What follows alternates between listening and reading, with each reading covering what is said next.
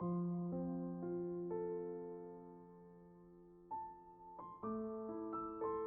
adik-adik, apa kabar? Tentunya saya berharap luar biasa untuk kita semua ya. Karena kita adalah anak-anak Tuhan yang memang seharusnya sudah luar biasa.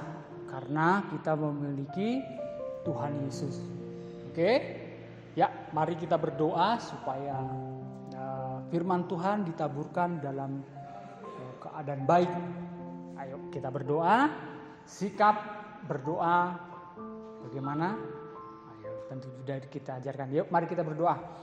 Bapa di dalam surga, terima kasih untuk kasih setia Tuhan bahwa sampai hari ini Tuhan, Engkau masih memelihara kami, memberikan kesempatan kami untuk kami boleh menikmati hari lepas hari sehingga kami saat ini siap untuk mendengarkan firman Tuhan. Ajar kami Roh Kudus, biarlah Engkau berbicara di dalam hati kami satu persatu untuk memberikan penerangan di dalam kehidupan kami. Di dalam Kristus Yesus kami mengucap syukur dan berdoa. Haleluya. Amin.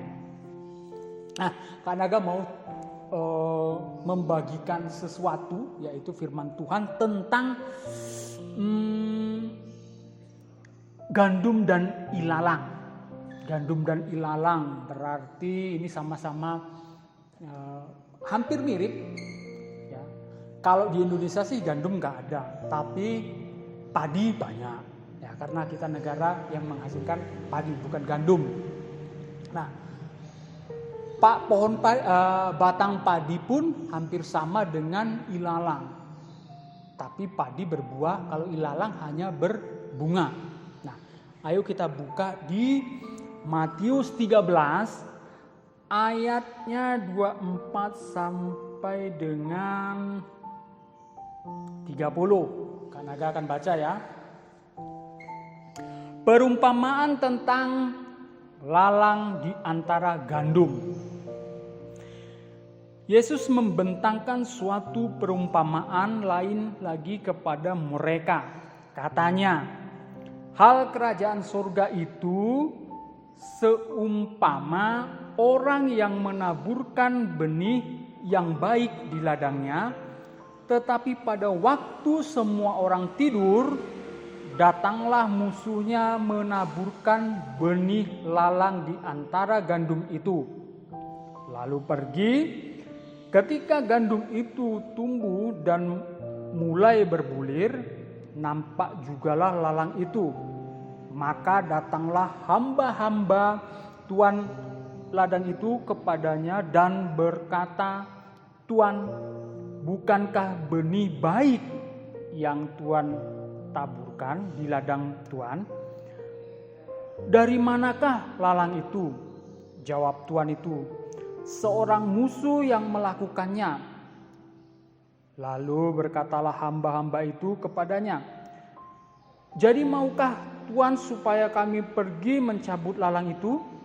Tetapi ia berkata, "Jangan, sebab mungkin gandum itu ikut tercabut pada waktu kamu mencabut ilalang itu. Biarkanlah keduanya tumbuh bersama sampai waktu menuai. Pada waktu itu aku akan berkata kepada para penuai, kumpulkanlah dahulu lalang itu dan ikatlah berberkas-berkas untuk dibakar. Kemudian kumpulkanlah gandum itu ke dalam lumbungku." Nah, jadi lalang gandum itu hampir mirip fisiknya, tapi buahnya yang berbeda. Jadi ingat, buah yang membedakannya. Nah, ladang itu adalah melambangkan dunia ini. Gandum itu melambangkan anak-anak Tuhan yang murni dan sejati. Sedangkan ilalang itu melambangkan anak-anak si jahat. Nah, ini bisa juga melambangkan bahwa ketika gereja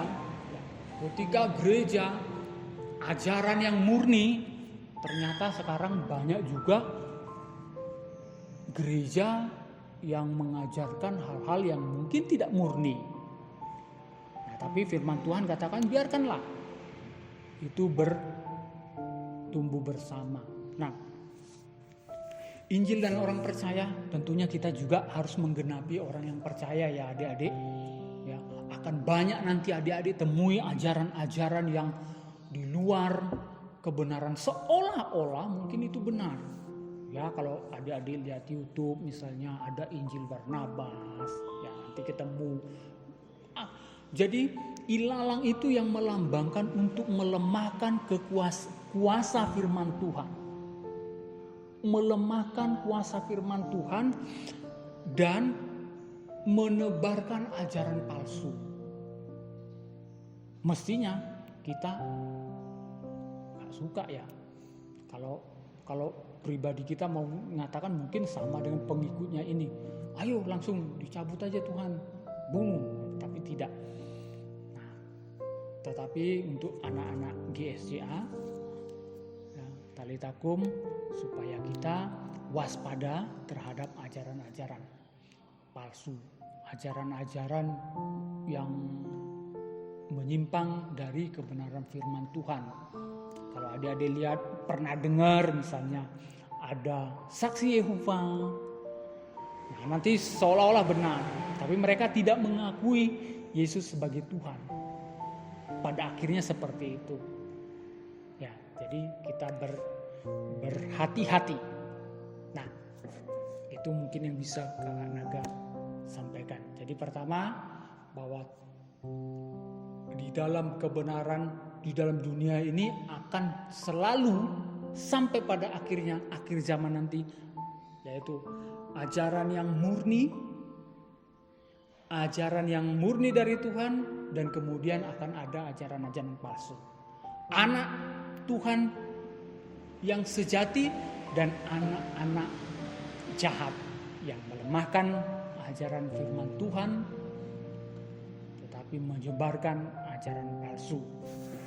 Berhati-hatilah. Nah, sebelum kakak akhiri, kakak akan memberikan tugas, tolong nanti dikumpulkan pada hari terakhir itu hari Jumat sore ya. Adik-adik cari adik-adik cari rumput ilalang, lalu buat foto yang paling indah, kirimkan ke Kak Naga. Nomornya nanti dibuat ya. Oke, nomornya dibuat ya Kak. Kalau enggak, kirim ke guru-guru sekolah minggu. Nanti biar kami akan nilai. Jadi ini lomba fotografer, tapi hanya dibatasi untuk cari bunga ilalang. Bunga apa rumput ya? Rumput ilalang banyak itu. Ya, bisa cari di Sekip mungkin ya. Lapangan itu mungkin banyak, atau di daerah perumahan Dieng itu juga banyak, kan agak pernah lihat. Nah, syarat dan ketentuan berlaku. Setiap foto yang Anda kirimkan ke Kak Naga itu adalah fotonya Kak Naga. Jadi milik Kak Naga ya.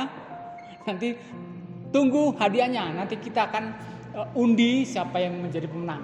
Pemenangnya 3 sampai 1. 1 sampai 3 ya. Oke, mungkin itu yang bisa Kak Naga sampaikan. Jadi berhati-hatilah dengan ajaran palsu, tetap setialah kepada firman Tuhan yang murni. Ya, ada banyak yang akan mencoba melemahkan firman Tuhan, mulai dari nama Tuhan, mulai dari macam-macam.